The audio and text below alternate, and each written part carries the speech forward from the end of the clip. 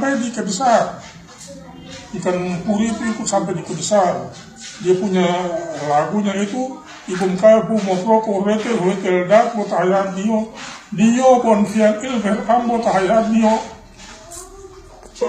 Saat itu Ratibes dari Neron, dia datang di Hawak Motru, lalu dia tanya sama orang Hawak Motru, bagaimana sekarang ini Duang Tomor mau keliling ke besar, mau bikin agresi. Jadi Komoro bisa bertahan gitu untuk melawan ini bila Duang. Kalau Komoro menang ini perang lawan orang Duang, maka saya akan kasih Komoro itu emas. Nah, peristiwa terjadi bahwa Bilang Duang betul-betul dia datang. Bilang Duang dia datang dan dia waktu itu dia sudah mengalahkan Upat. Akhirnya Upat lari, lalu orang dari Hutu dengan Dangarat itu lari bergabung dengan Setrau, lalu datang bergabung dengan Hawak Motru untuk melawan itu dorong itu Bilang Duang itu.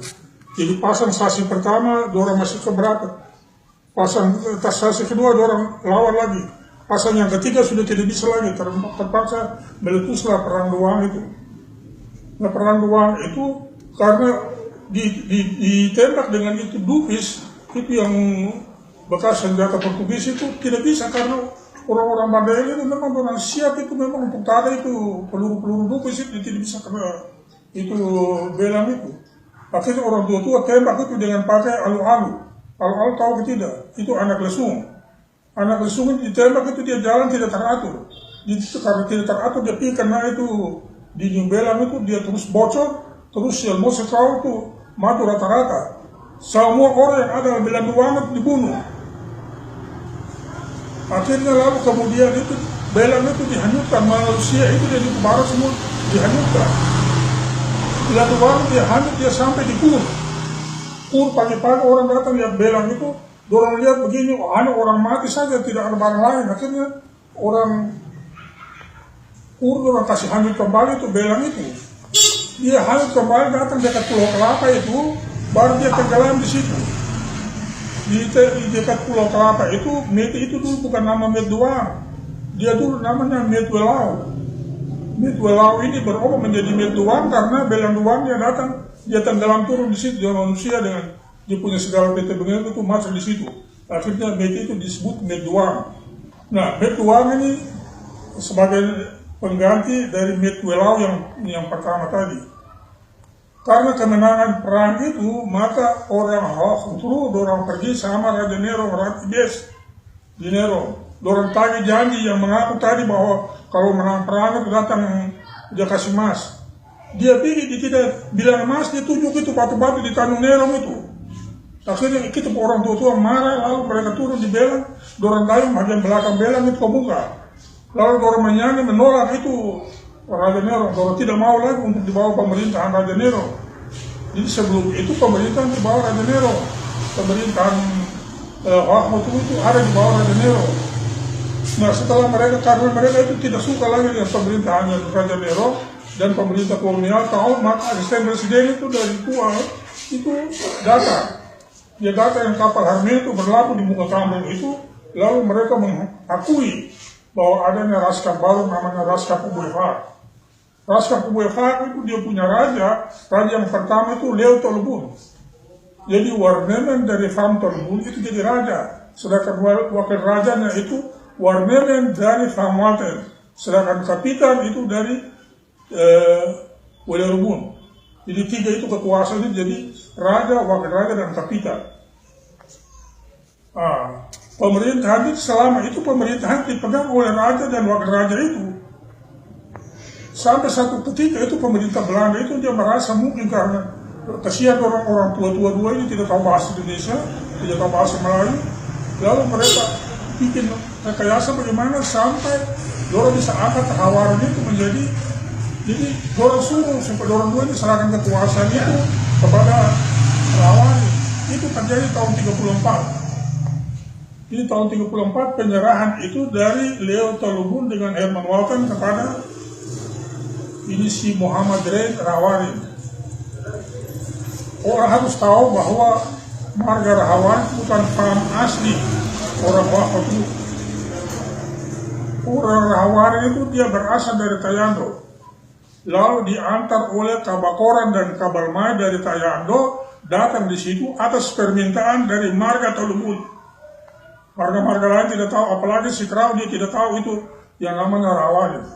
Dia tidak kenal, dia tidak ada hubungan apa-apa. Jadi kita ini tidak kenal ini dengan Rahawari. Rahawari urusan Tolumut dengan dorang sendiri, bukan urusan kita. Nah, penyerahan kekuasaan itu yang dibuat di dalam surat penyerahan kekuasaan itu disebutkan bahwa penyerahan kekuasaan sifatnya sementara. Yang sekarang yang jadi lucu bahwa penyerahan sementara itu akhirnya kemudian dipikirkan bahwa itu penyerahan selama-lamanya. Sampai tahun 2010 baru saya mulai mendobrak ini barang. Masa selama itu pemerintah Maluku Tenggara juga, pemerintah di mana-mana semuanya tinggal diam saja, tidak pernah melihat itu barang. Apalagi ya kasihan kita punya orang tua-tua tidak tahu barang itu. Apalagi suratnya itu disembunyikan. Sampai si siapa ini dia, oleh antar dia pulang dari Belanda, dia bawa fotokopi itu baru kita tahu persis. Sedangkan memang Tete sudah cerita saya. Semua itu jelas, hanya tidak ada bukti. Nah, kertas-kertas itu yang dari Belanda itu dia memberikan pembuktian bahwa itu semua yang disediakan orang tua itu benar. Jadi selama itu kita ditipu sudah hampir 1 abad. Jadi Rahawari itu bukan faham asli dari Hormat Rumu kan. Dia itu faham dari Tayando. Pokok kalau mau tanya lagi Tayando kata Rahawari dari mana? Nah, dan itu orang ambil dari Dula. Lalu Dula orang ambil dari Mun juga. Begitu. Serahkan kekuasaan tahun 34, dia mati dia tidak ada anak. Kalau mati tidak ada anak berarti jangan lain-lain Rahawari lain mereka pikir itu mereka punya kuasa. Ini semuanya berbohong semua. Terpaksa mau tanya siapa itu Muhammad Reni punya anak siapa? Nah kalau tidak ada maka menurut hukum adat, menurut hukum agama, menurut hukum pemerintah tidak ada ahli waris. Berarti hal tadi yang sudah diserahkan kepada dia harus dengan sendirinya kembali. Sampai tahun 2010 itu baru kita bikin surat. Jadi Bapak dari sini pikir baru bikin surat itu. Surat itu ada di pemerintah daerah, ada di raja-raja di KI semua. Kita berapa orang tanda tangan itu barang dari Calbu dan Walter bahwa kita minta untuk dikembalikan kekuasaan dari Rahawari kepada Walter dan Calbu. Begitu.